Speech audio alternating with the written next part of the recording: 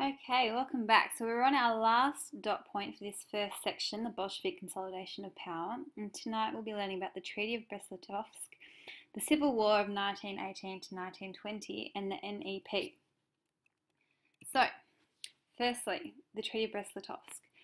Despite victory in October of 1917, the Bolsheviks did not experience majority support.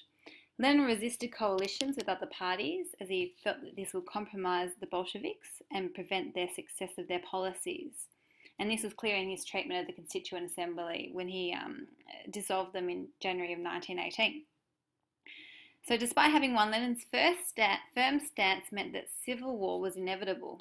So too, the regime was the only communist state in a world hostile of communism, and was also still engaged in the war with Germany. This war would continue to interfere with efforts to consolidate the revolution. In order to end the war and consolidate power, Lenin decided to surrender to Germany. The new government rapidly issued the Decree on Peace, and while armistice was signed with the Central Powers in December of 1917, negotiations continued for 2 months. The Bolsheviks offered immediate peace without annexations or indemnities, and Trotsky walked out after the Germans set out their demands. The Treaty of Brest-Litovsk was finally signed on March 3, 1918, between Russia and Germany, and ended Russia's involvement in World War I. Lenin threatened to resign if his colleagues would not vote for immediate acceptance of the peace terms. It was a harsh treaty. Russia lost Estonia, Latvia, Lithuania, most of Belarus, and all of the Russian Poland to Germany and Austria, and had to recognise the independence of the Ukraine, Georgia, and Finland. Russia lost a third of its agricultural land, a third of its population, and 4/5 of its coal mines. It was universally rejected and denounced, and was seen as a betrayal of the Bolshevik proletariat and of the socialist revolution begun in Russia. Results of the treaty included the elimination of the Bolsheviks' most dangerous enemy, but it further divided Russia. It weakened Lenin's popularity and outraged Russia's allies. It also gave the new Soviet government freedom from international conflict. And later in 1918, with the defeat of the Central Powers, Germany was forced to release many of those gains. Peace allowed the Bolsheviks some breathing space and removed the danger of being overthrown by German invasion. In the short term, therefore, the treaty played a critical role in allowing the Bolsheviks to consolidate their revolution and therefore their power. Now, the Bolsheviks had to contend with two sources of opposition.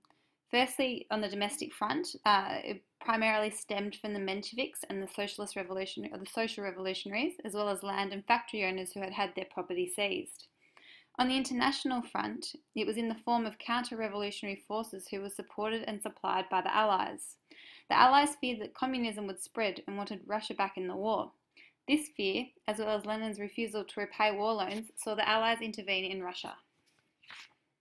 Known as the Whites, the interventionist forces which fought the Red Army included the US, Britain, France, the Czech Republic, or Czechoslovakia, and Japan. White was the colour of the Tsar, and the one Red Army faced 4 White armies. Trotsky, the Commissar for War, took command of the Red Army in March of 1918. He recruited thousands from the old Imperial Army. He restored the old command structures and adhered to strict discipline codes. To each he attached a political commissar to help share the command. Compulsory service was introduced for peasants and workers, and hostages were shot to deter desertions. At the same time, the Bolsheviks moved the capital to Moscow as it was less vulnerable should Germany renew hostilities, while also allowing the Bolsheviks to concentrate their forces and to hold fast to the historic heartland of Russia. Foreign armies were helping the White Army and aimed to distract Germany from the Western Front and protect Allied interests in Russia. By the autumn of 1919, Bolshevik victory was assured, and the foreign interventionist forces withdrew as the White Armies collapsed. In 1921, the Red Army had defeated all armies and reconquered most of the territories that had previously constituted the Russian Empire. So for those of you who are interested, here is a more detailed list of events of the Civil War. By 1921, both the Russo-Polish War and the Civil War were at an end. The Bolsheviks had maintained themselves in power. Then the non-communist world had been forced to acknowledge failure. There are a number of reasons for the victory, including the Bolsheviks marshalling their resources under the slogan, "Everything for the front." The Red Army was determined, disciplined, and it fought for a cause and was better led. There was no one leader who could match the determination or leadership of both Lenin and Trotsky. The Whites failed because their offensives were rarely coordinated, and Trotsky could fight them all at the one time. The Allied effort was weak and inevitably withdrew. The Bolshevik decision to allow peasants' ongoing seizure of land minimized opposition from within. The Bolsheviks had tight, organized party control and a centralized government. And even though in the longer term war communism created social unrest, during the Civil War it gave the Bolsheviks the control over the economy they need. So what is war communism, you ask? It was introduced in 1918 to cope with the Civil War and was designed to propel Russia into socialism. The war had placed a great strain on the country as production decreased, grain became scarce, and millions were faced with starvation. War communism was introduced as an attempt to keep the economy going. Key features of it included the rapid industrialization of all industry, food requisitioning from peasants, and severe restrictions on the population. That food was rationed and bartering replaced money. Strikes were made illegal. Feeding the urban proletariat was a priority, and so peasants who stored grain were punished and their grain was seized. As a result, those peasants deeply resented war communism and thousands died due to starvation. Cholera and typhoid became epidemics, and every aspect of people's working lives was controlled, and production declined in all sections due to shortages of workers, raw materials, and fuel.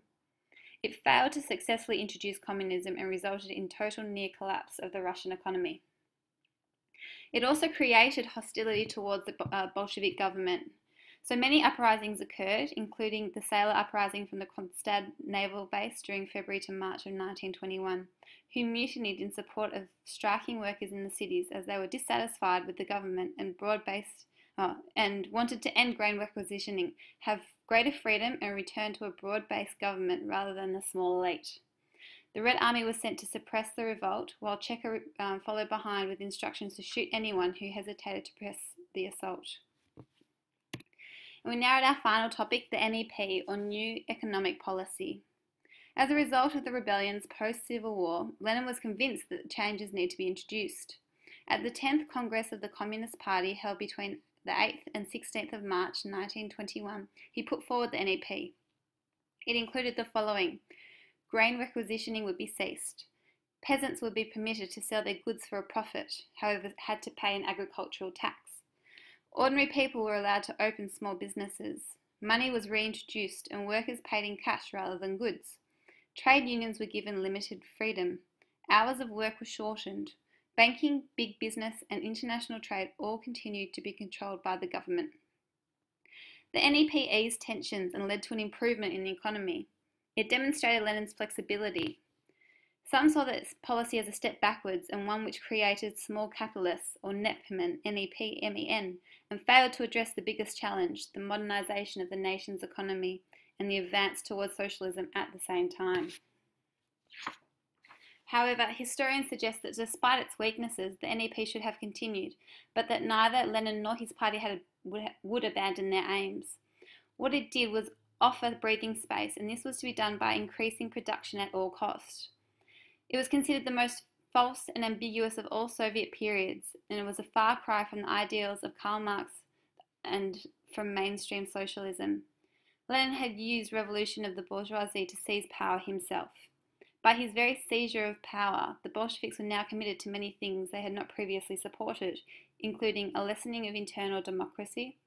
The bureaucracy became more powerful, and there was no chance of any type of democracy in the country. So hopefully this answers the question in regards to the differences between Marxism and Marxist-Leninism. There were 4 broad changes to Marxism in general and Russia in particular. Marxism was changed from the doctrine of a highly organised and literate working class into one of state imposition of socialism by force, based on a despotic party and a police state. They abandoned Marx's economic determinism. They first engineered a revolution and then used the state power to transform society. Lenin's bid for power had led to the suppression of human freedom. Writing in 1906, he had suggested himself that the great questions in the life of nations are settled only by force. And finally, for the Russian people, they had overthrown one set of masters for another. So I've attached up the top there a website on the screen if you would like further information on the differences between the two. What I would like you to do tonight is read the handout that I gave you in regards to the 1920 revolution, just so you're clear on that. And I'll see you tomorrow. We're going to be doing some essay writing. I'm going to plan out an essay and then formulate it. Okay, bye guys.